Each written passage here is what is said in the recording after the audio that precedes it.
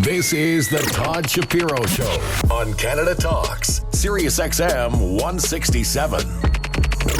Okay, our next guest, I think he's jet setting. I know that. I'm not quite sure where he is. He could be in Lesotho, Africa. He could be in Oregon. He could be in California, maybe even here in Toronto. Please welcome Kiran Sidhu, the CEO from Halo Labs. Hey, Kiran. Hey, Todd. How are you? I'm good, man. I'm good. Where? I mean, that's how I start all the. Where are you this week? I am in Seattle, Washington, and it's a nice sunny day, but it's getting cold here. It was like in the 30s in the morning here. Oh, man, I know. Comes quick, doesn't it? Yeah, is it cold out in Toronto these days? You know, it's interesting. It was like about 8 degrees last night, although tomorrow it's going to be 8 being like your, I guess, what's that, about 50-something. And then tomorrow it's going to be like literally with the humidex today, it's going to be close to 40. Like it's just a weird weather patterns. Oh, wow. Okay. Meaning like 100. It's been cold, but nice during the day. Yeah. So, hey, Kiran, I got to ask, what's in Seattle? What's in Seattle? It's just home. It's just home right now. My 4 kids and, my family, and, this is where I hang my clothes and, have a chest of drawers and a desk. So every once in a while I have a place I can call home other than like 10A on an airplane. Oh, that's funny. I actually don't think I realized that you were living out of Seattle. So you're home. What's the cannabis scene in Seattle? Oh man, so Washington, by the way, is the second largest market after California in the United States. But Washington has this peculiar law that only allows residents, and it's a hardcore resident qualification, like you had to be here 5 years and all of this. To own cannabis businesses. So they've protected the industry, for residents. And so you have a lot of, you have in Colorado, a lot of these, I forgot what they call them, like marijuana oligarchs up here, where you have pretty large companies. You have a really sort of mature industry, but you don't have, any of the public companies of the world able to play. And it's the same way in Colorado as well. So you've had a couple of big guys here, but none of the big what they call multi-state operators, or like us, multi-state extractors, can really play here. Oh, I didn't realize that. CEO of Halo Labs, Kiran Sidhu. So, and the other question I had, I never thought to ask this before, but is there, when you're a bordering state to Canada, where things are fully legal, or at least going to be October 17th with edibles and all that stuff coming in, is there like any? How does that affect the states that are right sort of on those borders? Is there any kind of drugs crossing borders, or are people real careful about that stuff? Well, when I cross the border, I see it everywhere where they say no cannabis allowed as you go into Canada, right? As you come into the U.S., they don't say that, but from what I hear, it can be quite strict. That being said, as you're driving up to the border, on the left-hand side, there's a dispensary as you're heading up Interstate 5 before it becomes 99 and you cross into Canada.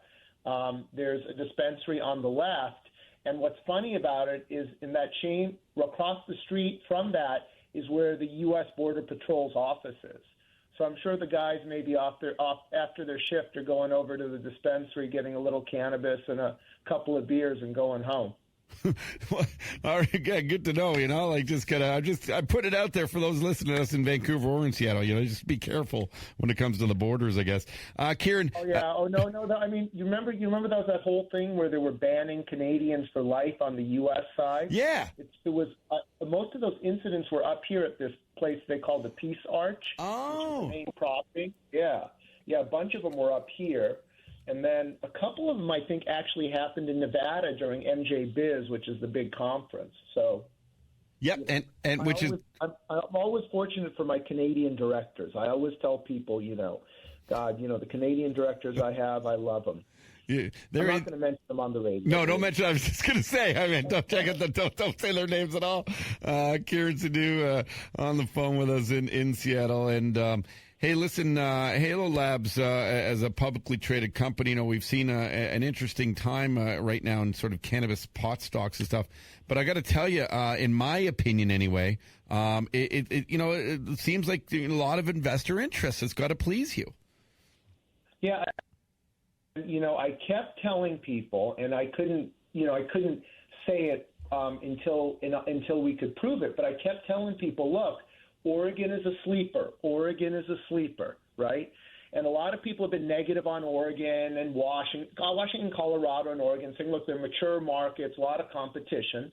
But, despite all this talk about a potential ban and all this other stuff, we had in September, and, in seasonality-wise, September, our numbers start to go down. They go up in Oregon over the summer because of all the tourists, and they start to go down in September and October as the harvest comes in.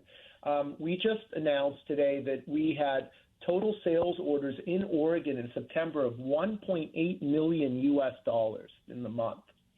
And, to give you a perspective, we were averaging less than $1 million a month in actual sales. And for us, we're not really hugely vape cartridge dependent. I mean, I'm a big proponent of, live resin and shatter and, full spectrum concentrates. Only about 540,000 of those were vape cartridges, which everyone's thinking of, banning. So, we really hit it out of the park in Oregon in September. And sales are, we're not in October yet, but we hope that sales will be clipping in October.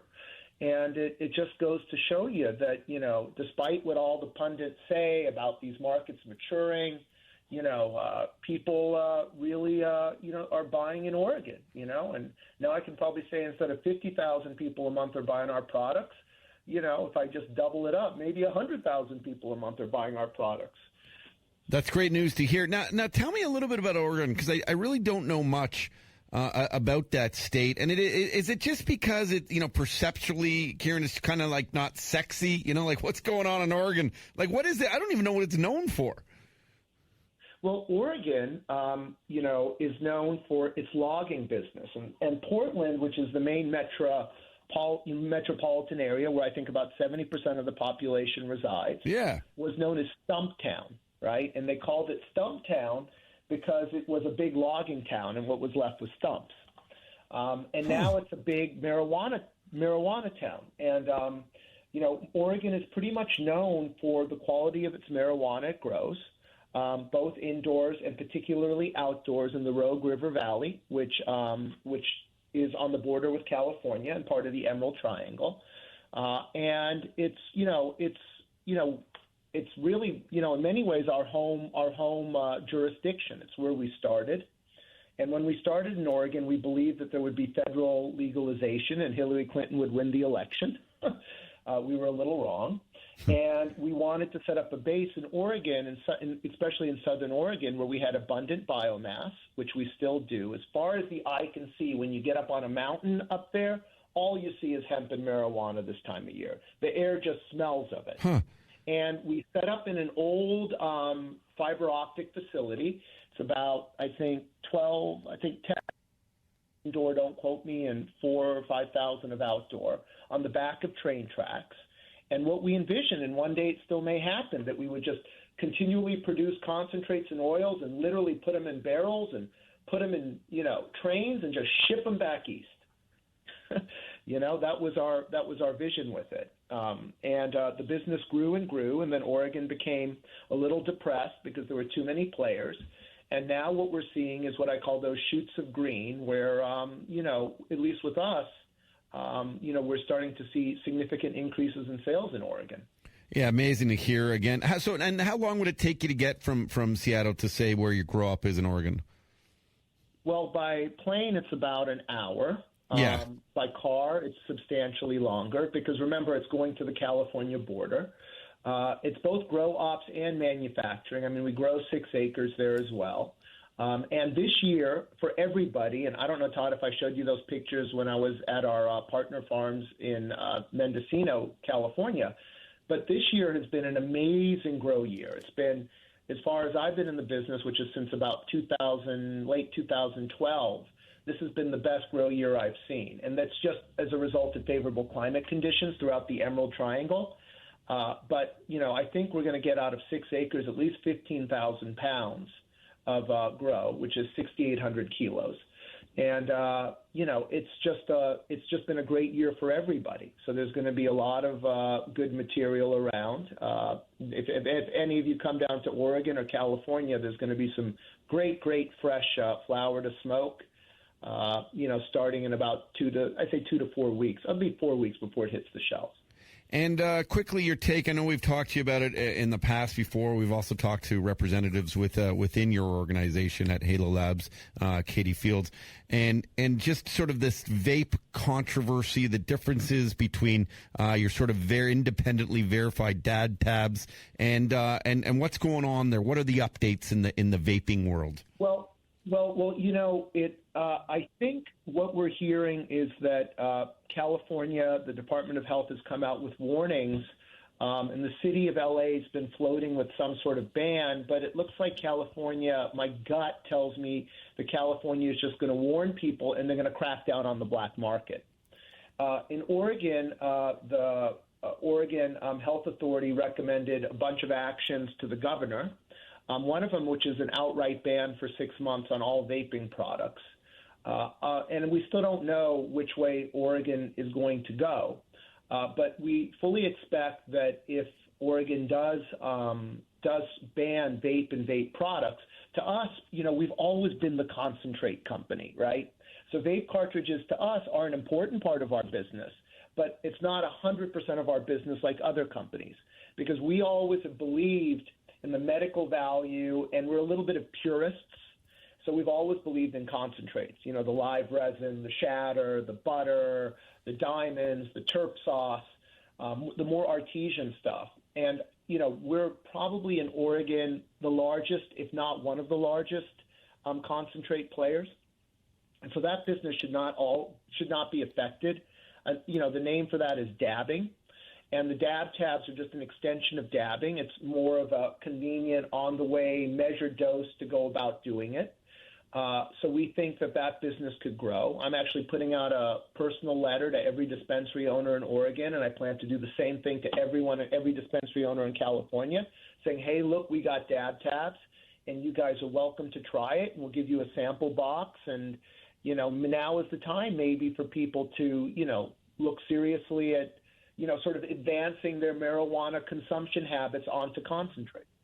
Yeah, and this is, you've had knowledge in this industry far before it was even like an industry. And is that part of the reason why you kind of have this wholehearted, healthy approach? You really believe in the flower and you have a lot of, it's very ethical in how you approach it. And I think a lot of people within the industry, black market or others, maybe didn't take it as seriously. Is that because you have such a passion for it?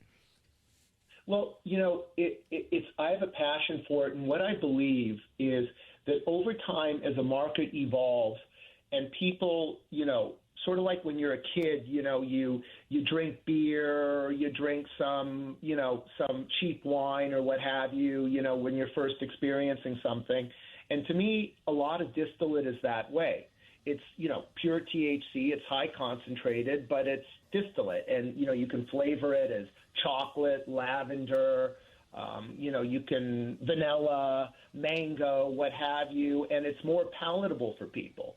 But then as you develop a palate for it, you want to have those, you want to have live resin, which is flash frozen in the field and then extracted and then, purged of all solvents, and it looks like a caviar. You start to gravitate more towards, higher end products, which don't have as much THC as those pens. It's actually, a good live resin may have a 65% THC level or 60%, which is just 2/3 of a vape pen. But what it has is it has the full spectrum of the cannabinoids, the CBN, the CBG, as nature intended it to be.